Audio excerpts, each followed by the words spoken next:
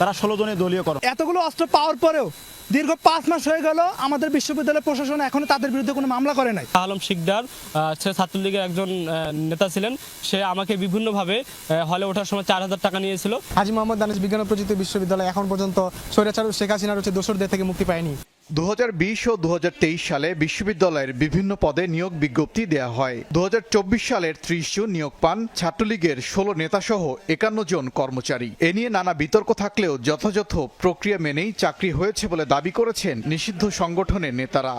আবশ্যিক হচ্ছে ফিশারিজ আছে, ও ফিশারিজের ছাত্র ছিল। উনি আছেন হচ্ছে ডিভিএম থেকে আসেন, প্রাণী সম্পদ। ও এখানে প্রাণী সম্পদেই আছে।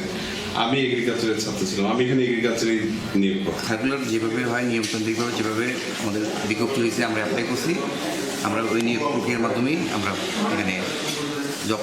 রিটেন পরীক্ষার পরে আমাদের